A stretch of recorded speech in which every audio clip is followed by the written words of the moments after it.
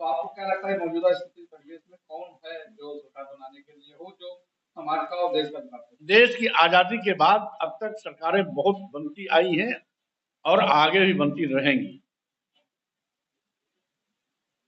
कोई भी सरकार जनता की कसौटी पर खरी नहीं उतरती है तो स्वाभाविक रूप से जनता कभी न कभी उसको बाहर का रास्ता दिखाती है। इसलिए आज परिस्थितियां कमोबेश वैसी ही पैदा हो रही हैं कि अभी इनके भी विदाई का वक्त आ गया। मौजूदा स्थिति, मेरे सवाल था कि मौजूदा स्थिति में कौन ऐसा है जो लगता है आपको कि देश को आगे बढ़ा सकता है? कोई उम्मीद किया था क्या 14 में माननीय मोदी जी प्रधानमंत्री बन जाएंगे? इसलिए परिस्थितियां पैदा होती हैं और परिस्थितियां सरकार बनाती हैं, परिस्थितियां सरकार बिगाड़ती हैं। किसी के पार्टी के नाम से पहले ये रस्सी नहीं रहती है कि ये सरकार बनाएगी। जनता समय समय पर मुद्दों के साथ खड़ी होती है, सरकार बनाती है और मुद्दों पर फेल हुई सरकार को गिराती भी है। क्या माने सपा कांग्रेस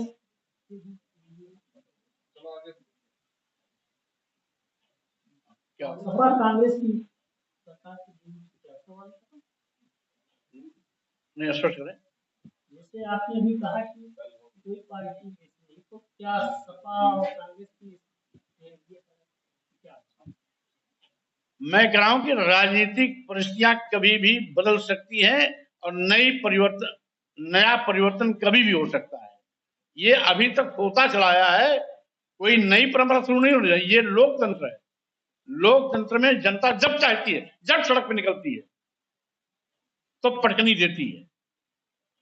इसलिए किसी को इतना घमंड नहीं होना चाहिए कि हम परमानेंट सत्ता में आए। जनता के हित के लिए सरकारें आती हैं और अगर चूक हो जाती है तो उनकी विदाई भी हो जाती है। 2027 का चुनाव भाजपा की विदाई का चुनाव होगा। ये सुनिश्चित करके ये यात्रा पूरे प्रदेश में तब तक चलती रहेगी जब तक भाजपा विदा नहीं हो जाएगी। 2027 में वो करके दिखाएंगे। कैसे विदा करेंगे आप? आपका कुनबा छोटा है, कितने सीटों पर आप चुनाव लड़ाएंगे? कुनबा छोटा और बड़ा हो जाता है। आज हम 403 विधानसभाओं पर लड़ने की तैयारी कर रहे हैं। रही बात, कोई क्या ये नहीं जानता क्या कि भारतीय जनता पार्टी 14 साल तक उत्तर प्रदेश में वनवास झेली। आज ये कोई करिश्मा नया नहीं हुआ है। भारतीय जनता पार्टी लंबे अरसे तक सत्ता के बाहर रही है, सत्ता में आई है। इसी प्रकार से सत्ता में बाहर रहने वाली पार्टियां समय समय पर आती भी हैं, जाती भी हैं। यही लोकतंत्र है। आपने कहा कि जनता की अपेक्षा जो है वो कोई भी सरकार खड़ी नहीं कर पा रही।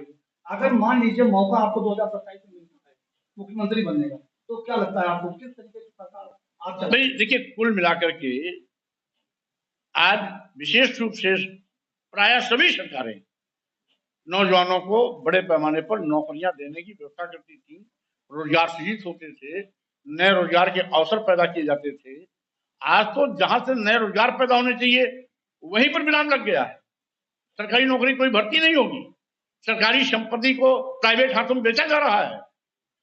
रोजगार के अवसर मर रहे हैं, जबकि सरकारों को रोजगार के अवसर पैदा करने चाहिए। आज भारत देश को बेचने वाले लोग इस देश के हितैषी नहीं हो सकते। जो देश को बेचना शुरू कर दिए हैं वो इस इंडिया कंपनी की तरीके से देश की सारी संपदा को अपने चहेते उद्योगपतियों की तिजोरी भरने में लगे हुए हैं। देश की जनता के साथ इनका कोई लेना देना नहीं है। और यही कारण है कि जो मोदी जी कभी लोगों की जुबान पर रहते थे, आज वो खुद कटघरे में खड़े हो रहे हैं। अच्छा, जिस तरीके से योगी सरकार ऑपरेशन लंगड़ा चला रही है, कैसे देखते हैं? कितना इससे असर होता है? देखिए, कुल मिलाकर के योगी सरकार जाति अहंकार में काम कर रही है। जो भी मारे जाते हैं, दलित होंगे, आदिवासी होंगे, पिछड़े होंगे, मुसलमान होंगे, सबसे ज्यादा अपराधी हिस्ट्री सीट अगर उठा के देखिए तो माननीय मुख्यमंत्री की बिरादरी के लोग हैं। उनका इनकाउंटर क्यों नहीं होता? उनके घर बुलडोजर क्यों नहीं चला जाते? उनकी गिरफ्तारी क्यों नहीं होती? उनके खिलाफ कार्रवाई क्यों नहीं होती? इसलिए आज पूरा उत्तर प्रदेश में जंगल राज है। जात पात का नंगा नाच चल रहा है और जात पात के आधार पर सरकार इस प्रकार की घटिया कार्रवाई कर रही है। अमित मालवीय ने राहुल गांधी की तुलना में ज्यादा कांग्रेस ने पलटवार किया है, उन्होंने भाजपा को बता दिया है।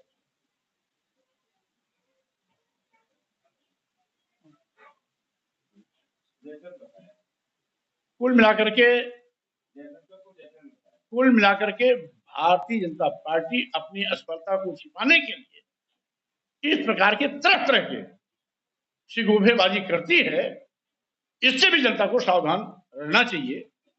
भारतीय जनता पार्टी अपने पापों का चादर दूसरे पे डालने की कोशिश हमेशा करती रहती है।